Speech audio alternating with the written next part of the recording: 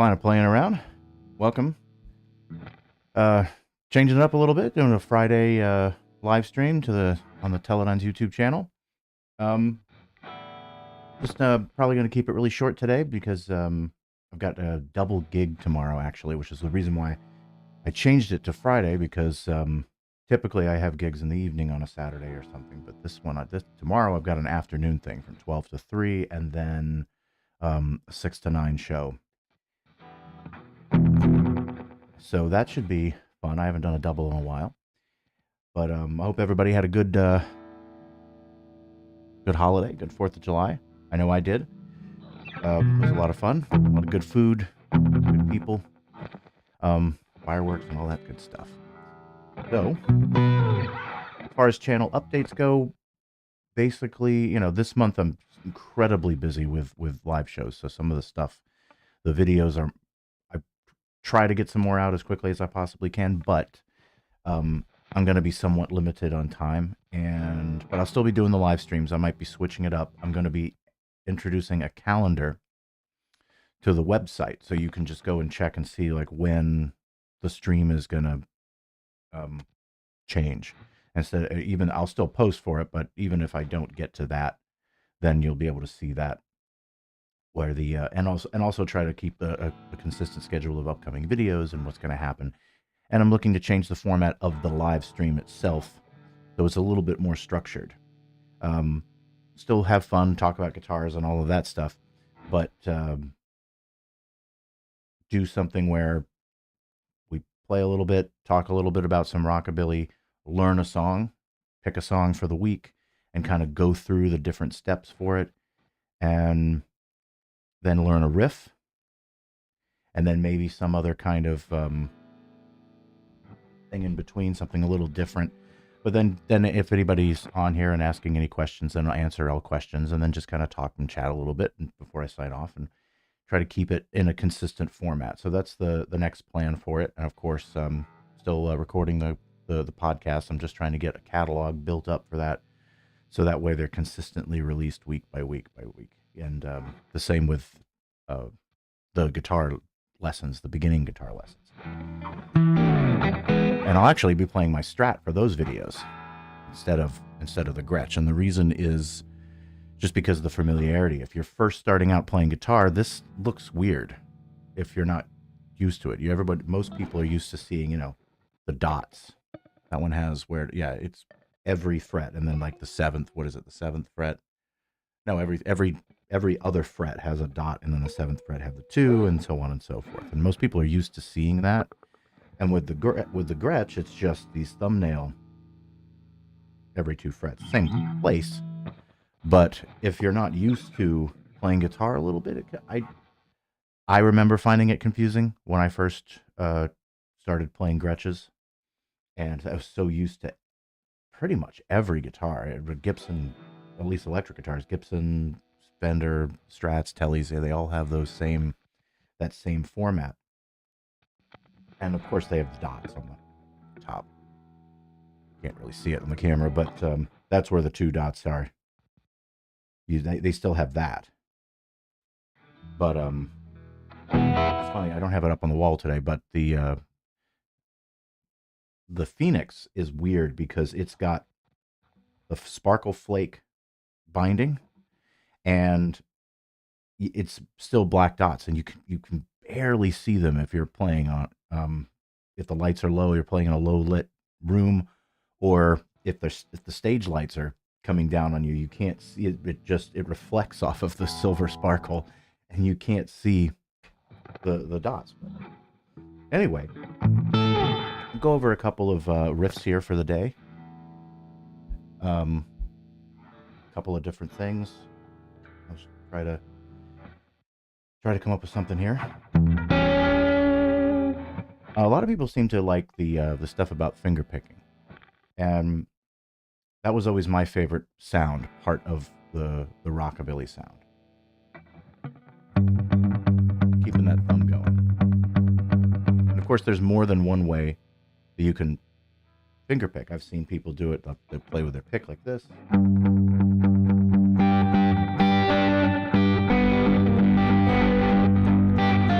As you you can see, it kind of rakes that low end ring out a little bit too much. So that's why I like using the thumb, because it deadens the sound just a little bit. And the note's still ringing, but it's not covering over the rest of the notes.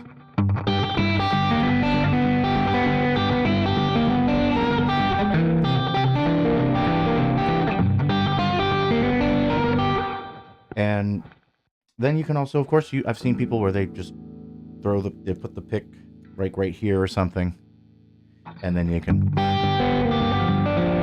use their entire hand, right? Then you just have to have enough time to grab the pick. But if you can get the method down where you tuck the pick up in the finger, I would just take it, go to work or wherever I am, walking around. I just have a pick with me, usually have one anyway, and just walk around the house or wherever and just practice doing that, bringing it back like that, back and forth all the time. And then when you're playing, see how fast, kind of challenge yourself and see how fast you can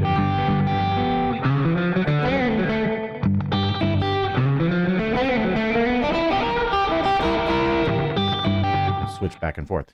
That, it takes a minute, takes a little bit to get used to that, but the advantage to doing this versus this, having the pick and just doing it like that, or just kind of playing around with the strings like,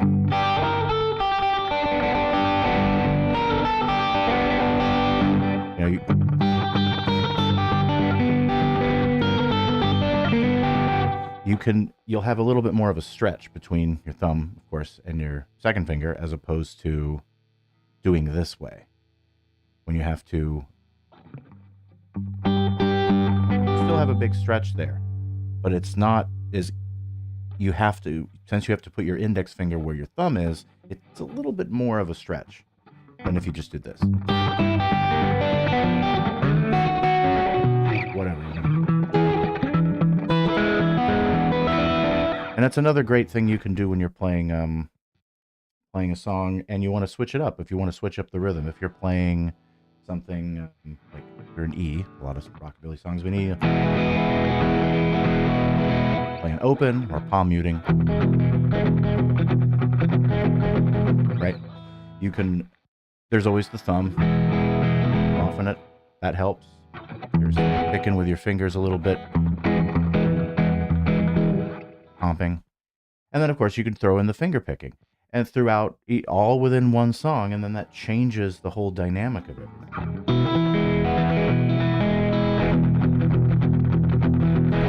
Comes up to the song really gets going. Open up, palm mute, bring it back down. Especially when somebody's singing, which I've mentioned before, whether you're singing or you're backing somebody else up, that way the guitar doesn't drown out everything else. And then, of course, in E, when you're finger picking, you can do all these other little fun things because a lot of the strings are open, so you can go up to an E9 shape and pull that off on the 7th fret, the B note to the opening.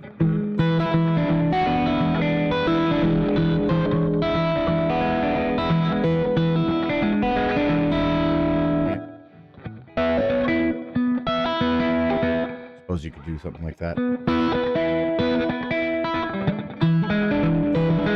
You can also just play it like a 9 as well. Back and forth.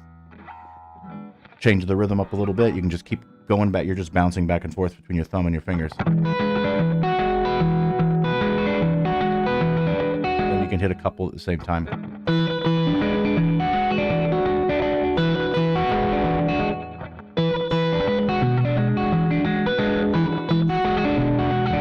Right? That's always fun. And I've always loved that sound. And you, of course, never forget, the pickup selector switch creates a whole different sound. To me, I always think of it like the rhythm pickup selector, this pickup, is more of like the jazz sound, the thicker sound. And then in the middle, you get kind of a sweet sound between the two. And then, of course, the really rock and roll sound is that bridge pickup.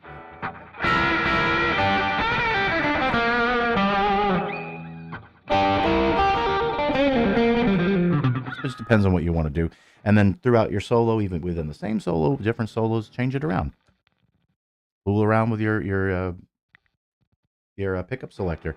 That changes the sound of the guitar without having to worry about, too many pedals or anything like that. Of course, those are always fun. But you have your volume wells and those sort of thing too. You can play around with that, right? And any of those little tricks, especially throughout, if you're playing an entire night, 4-hour, 3 or 4 hour gig, depending on what the standard is. I remember it used to be 4 hours, and that's kind of changed a little bit. Now it's down to 3. Isn't that's fine with me. Yeah, you can also do it like that. If you find the pick a little awkward to play when you're doing a volume swell, you can use your thumb. Right?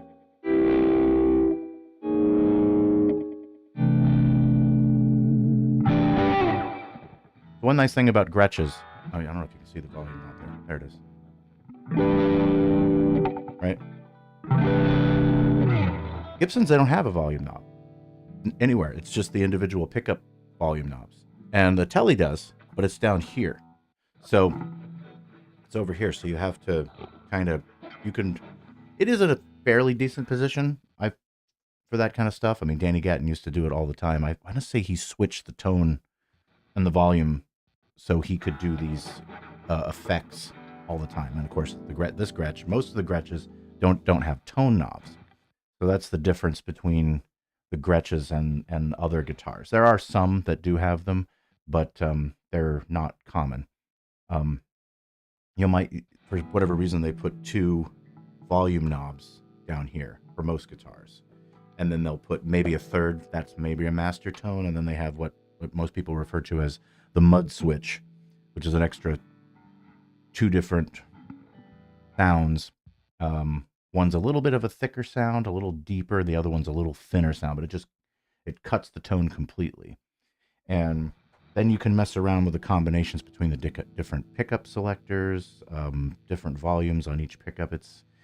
You can go pretty crazy with it and have a whole slew of different sounds with simply just one guitar. I know I sound like a Gretsch ad or something, but I've just always liked liked Gretches, and I found them to be the most versatile sounding wise of the different guitars.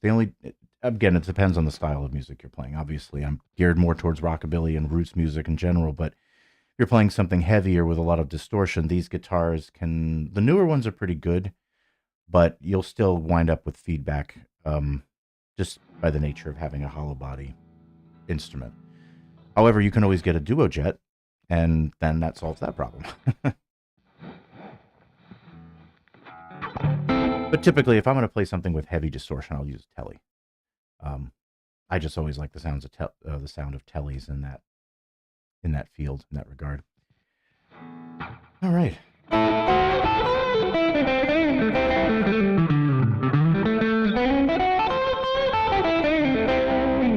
I think next video I'm going to do Good Rockin' Tonight. Actually, is what I've decided.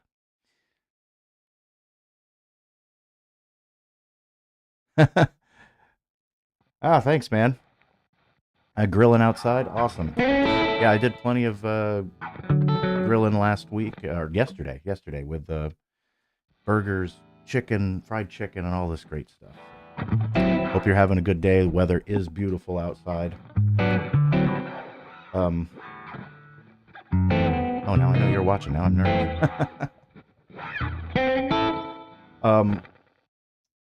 Anyway, I'm gonna think. Yeah, I think Good Rockin' Tonight's gonna be my next video.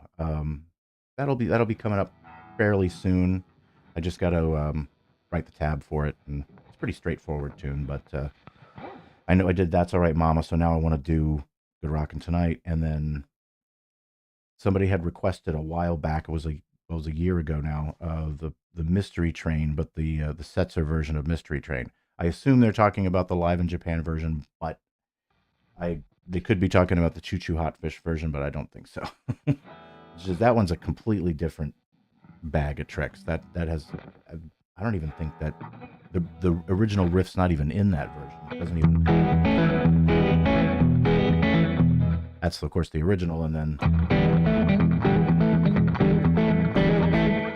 I guess I first heard it on the Live in Japan thing. I'm not really sure. I want to say, though I'm not really sure exactly on the lick for the Choo Choo Hotfish version, but I think it's something like this, like something like that. And it sounds more like My Baby Left Me than Mystery Train. But a lot of the same riffs are in there, and the solos are pretty cool. I won't break down the the drum or bass solos and anything like that, but I'll do the guitar solo. And then we've got, like I said, the podcast that should be up. Probably going to be another month on that before I get enough videos to at least. I want to get at least a good 2, perhaps 3 months worth of content shows before I start releasing them, just in case I happen to miss a week or something like that. I can get caught up and I don't have to miss a week as far as me recording something with someone else, and then I don't have to worry about missing it on the channel. And those I'll probably release those on Sundays, like a Sunday podcast thing. And they'll vary in length depending on how chatty the person is, how much they want to talk about, and who knows how long. Who knows how that's going to go? That's kind of an experiment on my end as well. I'm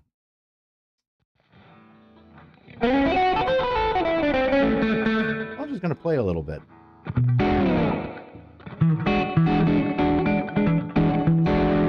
Been fascinated with this riff right here. Usually play it in F, but you can play it in any key. You can play this over a 1-4-5. I have gone over this before, but I don't know if I ever explained it. And it's just...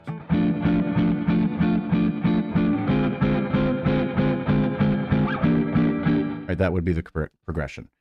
So instead of playing an F6, just play an F13. And I do the play with the fingers, so it's like this comping thing. So if the rhythm is...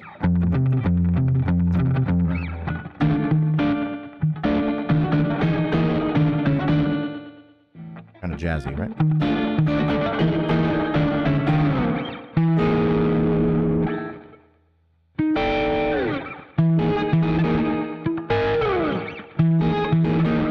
So that...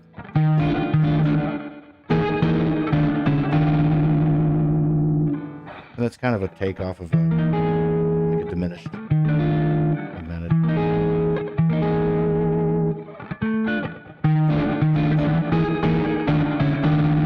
It's like the rock and roll thing. It's a minor third. It's just voiced differently. And then when you go to the 4, go from the E flat to this D7 sharp 9. And you go to the 4, I just go to a 9.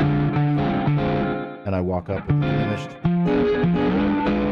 Of course, you could play diminished every 4 frets. It's the same thing, just revoiced, a different inversion of the same chord. Then back to the 1.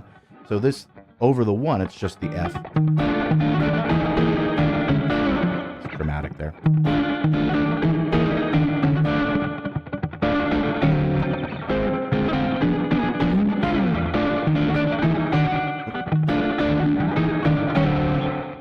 Then the fun part comes in.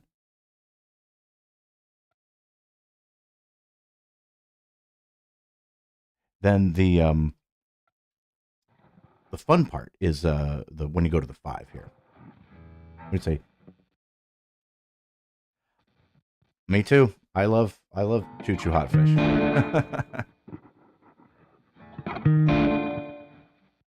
What is it? Cry Baby? Yeah, Cry Baby. That's another one. I like Cross of Love. I can't remember the name of the tune now, but it's the one that of course, Beautiful Blues and all of that stuff. This one here, what is it? I'll come back to that in a minute. But yeah, when you're on the 5 on that F part, so then I just do this 2.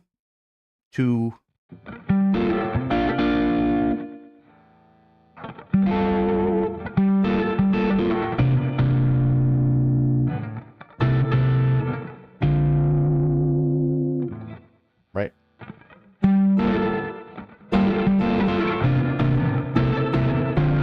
It's really just a 2-5. It's not even a 2-5-6. It's not even a 2-6-5 rather. It's just a 2-5. But I'm just playing the 2 differently. Still G minor, but G minor 9. I'm gonna go over here and play this G minor 7 for 7 version.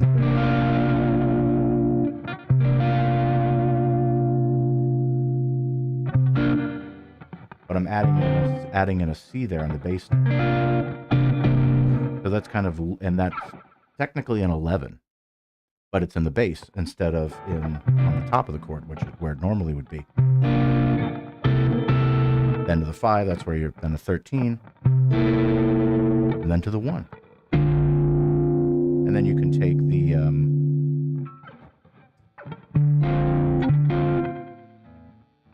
then it's voiced here, you get this, it's like a 6. You get the 6 on the bottom, and then your 5 is here, and then chromatically you can go down.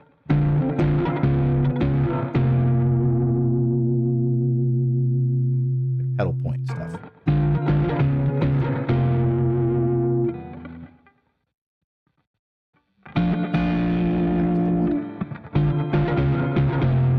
Hear that in blues stuff all the time. And then I do this little trick where I come into, you go back to the 5 real quick. But I don't go right to the 5. I do the tritone substitution of the 5 first. So I go C. You know, your tritone would be the 3 whole notes up. 1, 2, 3.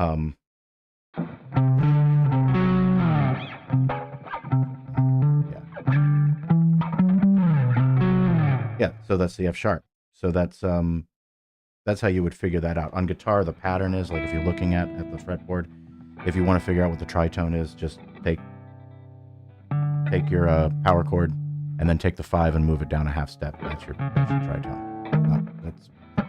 And if you're ever wondering. So I just do a quick little tritone thing. So that's always fun to try to come up with different substitutions, playing around, making a sort of a chord melody type solo, just to be different and just to have fun with it and make it have another sound as opposed to playing single notes all the time. Anyway, that's kind of what's been I've been having fun with lately. Yeah, I was gonna say that song, that Stray Cat song. What is the name of that one? It goes. The riff is like,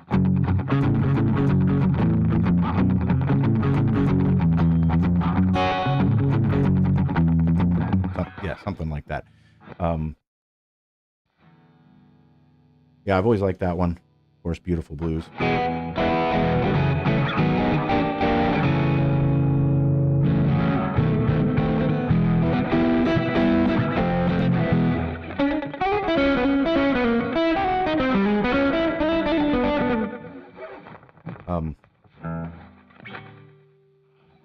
That one's got some interesting little changes.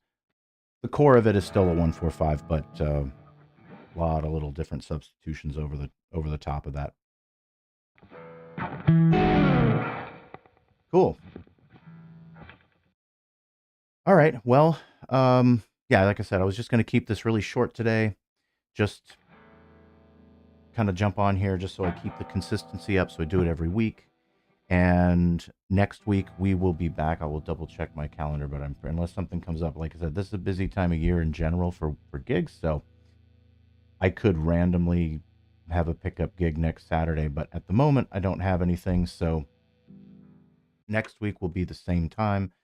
I've been doing it Saturday at 4, and the time might change. Like I said, I'm going to get a calendar on the website, so I'll put the link in all of the description boxes, so you can just see the upload schedule as well as the live streaming schedule, and if the times are changing and whatever. Getting slowly building it all together, learning as I go, and how this whole YouTube thing. And yeah, that'll do it. I thank you guys again for subscribing, hanging out here on the live stream when you guys can. I know this is, it's summertime. A lot of, I would be, I'll be outside by the playing by the water tomorrow down in Newport, Rhode Island. So that'll be a lot of fun. But thank you guys again for hanging out here. Thank you guys for liking, watching the videos, liking the videos. The channel's grown pretty well, faster than I thought it would, and just keep it going, keeping the music alive, and keep the community going, and continue to build it. And and we'll have a new, hopefully, again, if the schedule works out, we'll have a new TeleDynes original up within the next couple weeks, as well as the next video. I've got one video pretty much ready to go just on riffs and licks, but I've got one other little edit to make and then mix it, and then it's pretty much done. I just haven't really had a chance to be in front of my computer this week. But thank you for thank the Patreon subscribers. I really appreciate that. And of course, everybody who has subscribed to the channel. I see the subscribers keep going up, and that's great. Thank you guys so much, and we will see you guys next week. And I will probably try to do live streams as well as videos come out and as they premiere. So I'm just gonna vamp a little bit on the guitar, and